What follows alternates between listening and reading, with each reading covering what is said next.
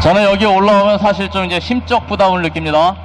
왜냐하면 제가 여기서 뭐 한마디 하면 모니터링 해가지고 선관위에서 뭔가 시비거리를 찾으려고 하는 것 같아요. 제가 지난 이틀 전에도 또 선관위, 송파 선관위에 가서 조사를 받고 왔습니다. 그 4월 15일 선거가 있었고, 그 전에 사전선거가 있고, 개표까지 보관하는 동안 송파 선관위 사무실 앞에 가서 우리가 내내 지켰지요. 그걸 가지고 업무방해다 이렇게 또 주장하는 것 같고요.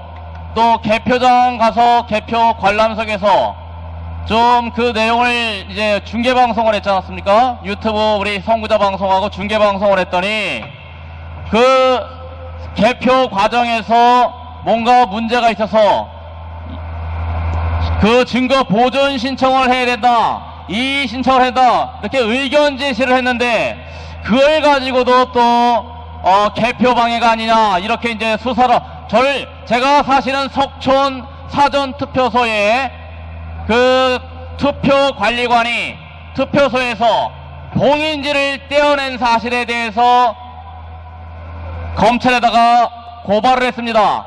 그러니까 선거범죄 제가 고발인인데 선관위에서는 저를 오히려 선거범죄에 혐의가 있다고 조사를 하는 거예요. 지금 나라가 이 꼴이 됐습니다. 자, 여러분들 이번에 우리 지만원 박사님께서 설명을 잘 해주셨지만 저는요, 이게 사전선거에서만 문제가 있었을까 이렇게 질문해 봅니다. 사전선거에서만 문제가 있었을까요? 만약에, 이건 만약입니다. 만약에 우리 국민들의 선택은 75대 25 내지는 80대 20의 비율로 어떤 정당을 지지한다고 했을 때 그것을 55대 45, 52대 48 이렇게 만들 수 있는 방법이 뭘까? 요걸 한번 생각해 보십시오. 어떻게 하면 그렇게 만들 수가 있습니까? 자, 사전선거에서 총 10이라고 했을 때 사전선거에 4명이 참여를 하고 본투표에 6명이 참여를 하는 이제 그런 선거 결과가 나왔는데 이 10명의 선거 결과를 6대 4, 5.5대 4.5 이렇게 만들어야 됩니다. 원래는 7.5대 2.5, 8대 2 이렇게 되는 것을 격차를 오히려 좁히는 정도가 아니라 넘어서서 2나 2.5가 돼야 될 그 후보가 5.5거나 5.2가 될 수 있는 방법 어떻게 했을까? 우리가 여기에 가정을 해놓고 추리를 해보면 답이 나옵니다. 만약에 본투표는 하나도 건드리지 않고 사전투표만 건드려서 뒤집으려고 하면 어떻게 됐을까요? 최소한 사전투표에서 9대1은 만들어야 됩니다. 9대1 부담이 되겠죠? 사전투표만 건드려서는 절대 이길 수가 없어요. 워낙에 많이 건드리게 되면 티가 너무 납니다. 본투표에서는 완전히 패했는데 사전선거에서 9대1로 이겼다. 이거 믿겠습니까? 그래서 결국에는 가장 만만한 관외 사전투표 선거관리위원회에서 우체국 갔다가 다시 선거관리위원회로 오는 관외 사전투표가 가장 차이가 많이 나고요. 그 다음에 투표일로부터 개표일까지 보관기간이 있는 사전투표가 그 다음 만만한 것이고 그 다음에 본투표 안 건드렸겠느냐? 저는 건드렸다라는 증거를 하나 보여드립니다. 요거는 송파 선거관리위원회가 아니고 어제 어떤 분이 저에게 종로구 선거관리위원회 개표장에서 촬영한 사진을 가져다 주셨습니다. 자, 이게 아마 잘 보이지 않으실 거예요. 나중에 유튜브 영상으로 확인하시길 바랍니다. 본투표함의 봉인지인데 이 특수 봉인지라는 것은 한번 떼어내게 되면 문양이 나타난다. 그래서 특수 봉인지라고 그럽니다. 그런데 이 봉인지에 문양이 완벽하게 나타났습니다. 그걸 다시 붙여놨어요. 이러면 어떻게 되는 거예요? 봉인지를 떼었다 이렇게 되는 거죠. 자, 제가 송파구 석촌 관내 사전 투표 관리관을 고발을 했는데 왜 고발했습니까? 그 관내 사전 투표 1일차에 투표함의 봉인지를 투표가 끝난 18시 35분 오후 6시 35분에 떼었다는 겁니다. 근데 그 떼었다는 사실을 먼저 우리한테 고지한 것이 아니고요, 개표장에서 우리가 찾아낸 겁니다. 어떻게 찾아냈습니까? 제가 누누이 이 선거가 있기 전부터 몇 달 전부터 유튜브 방송 아니면 이런 연단에 올라와서 계속 부탁을 드렸습니다. 투표소에서 투표관리관은 반드시, 투표 참관인은 봉인지의 사진을 찍으셔야 됩니다 그랬어요. 봉인지의 사진을 찍어라. 왜 그렇습니까? 이게 우리 선거 범죄가 현재 이게 기술이 발달해 가지고 디지털 범죄화 되고 있습니다. 디지털 범죄. 그래서 이번에 선거의 결과만 통계를 보고도 이제 많은 분들이 이거는 비정상적이다, 부정이 있었다 이렇게 판단을 하지 않습니까? 어떤 분들은 계속해서 증거 더 내놔라, 증거 더 넣어내라 이런 분들이 있어요. 그런데 그런 분들은 자신의 눈치가 없음을 좀 탓하셔야 됩니다. 눈치 빠른 분들은 벌써 알아요. 그래서 어디서 과연 이제 그러면 이 디지털 범죄 결과 그냥 컴퓨터로 전자개표기로 숫자만 바꿔놓고 끝낼 것이냐? 아니라는 거죠. 만약에 이렇게 우리가 종이 투표용지를 사용했다면 워낙 결과가 차이가 많이 나면 이번에 민경욱 그 국회의원인가요? 그런 분들이 재검표하자 이렇게 덤빌 것이기 때문에 재검표스에 내놔야 될 거 아니에요. 거기서 숫자를 해서 틀리면 개망신 당하잖아요. 그러니까 어떻게 해요? 반드시 종이 투표용지도 숫자를 맞춰놔야 될 거예요. 그러면 어떻게 맞춰야 돼요? 개표장에 맞춰갖고 나오겠죠. 맞춰갖고 나오려면 어떻게 해야 됩니까? 컴퓨터로 데이터만 조작하는 게 아닌단 말이죠. 어떻게 합니까? 반드시 투표함을 열거나 아니면 그 투표함 통째로 갖다 버리거나 태워버리거나 이렇게 해야 된다는 가정에 이르게 되는 거예요.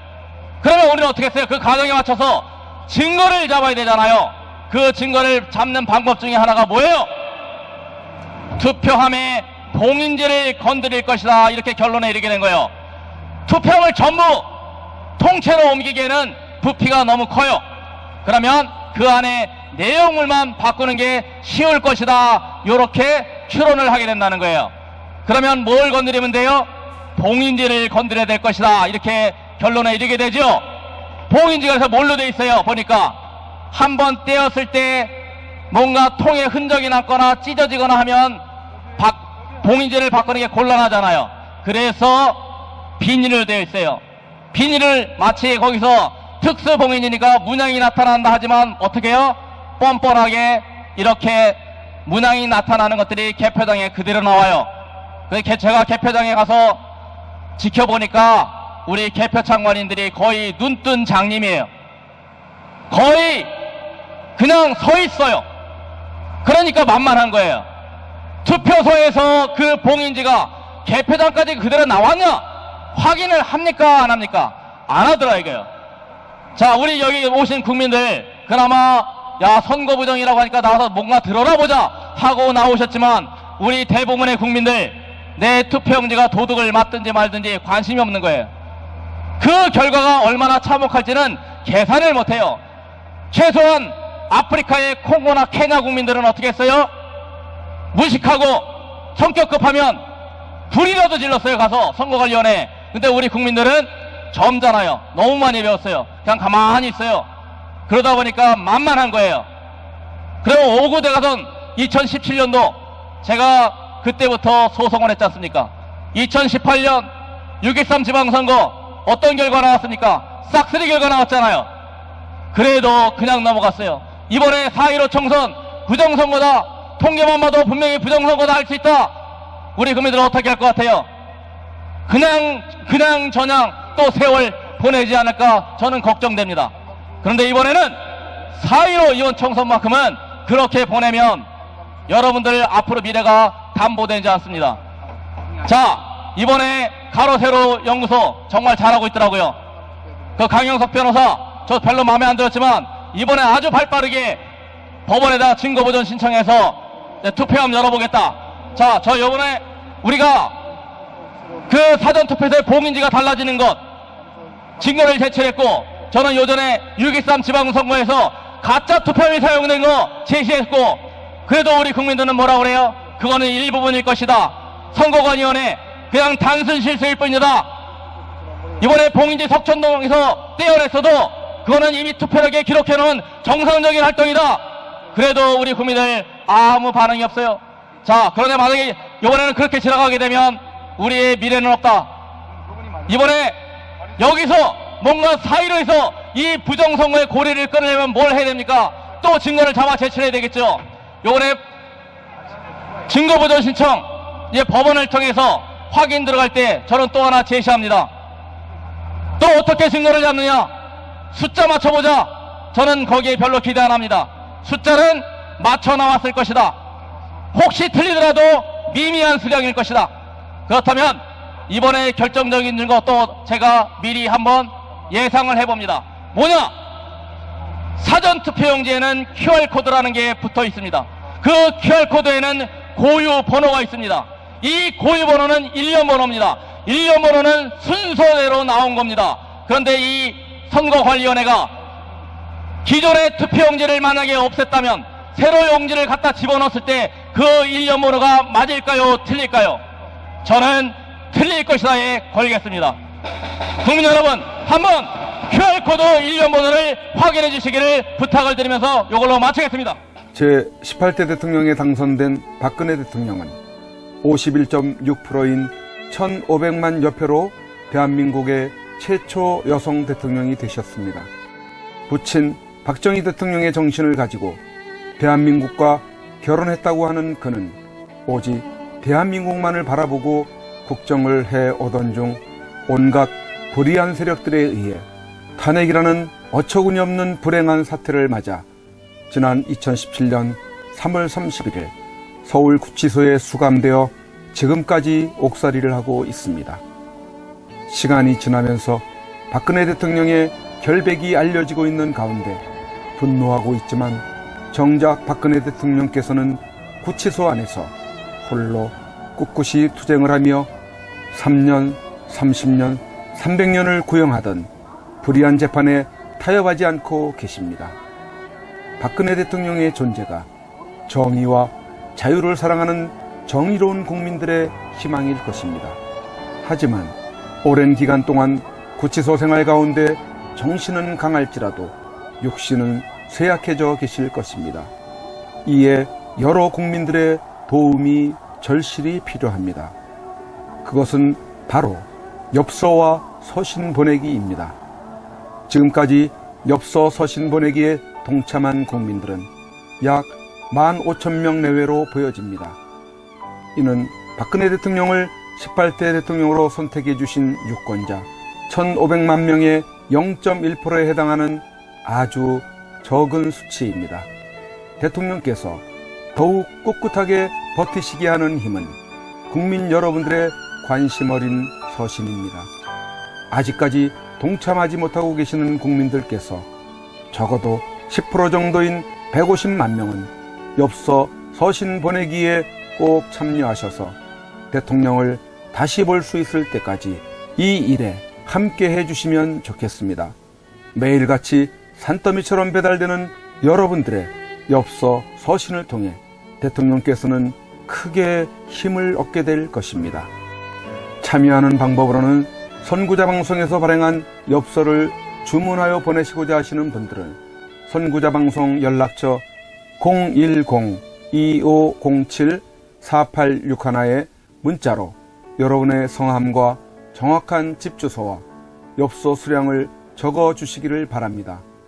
엽서는 지금까지 1차 9장 1세트, 2차 9장 1세트, 3차 엽서 9장 1세트가 발행되어 있어서 주문 시에는 각 회차당 몇 세트인지를 표기해 주시고 엽서 대금은 세트당 만원을 농협 360-02-140-392 예금주 황진무로 입금해 주시고 문자에 엽서를 주문해 주시면 되겠습니다. 그리고 별도로 서신이나 문구점에서 엽서를 이용하시는 분들은 서울구치소, 경기도 군포시 군포우체구 사서함 20호 수용자 번호 503 박근혜 대통령 앞으로 보내시면 되십니다. 선구자 방송에서 발행한 엽서는 박근혜 대통령의 모습과 뜻깊은 사진으로 제작을 하여 그 의미를 가지고 있어서 박근혜 대통령께 더욱 감동이 전달될 것입니다. 지금까지 3차에 걸쳐 발행한 엽서는 다음과 같습니다. 보시고 꼭 엽서 서신 보내기 150만 명 10%에 동참하셔서 훗날 참 잘했다라는 긍지와 위안이 되시기를 바랍니다. 은혜와 행복을 만들어요.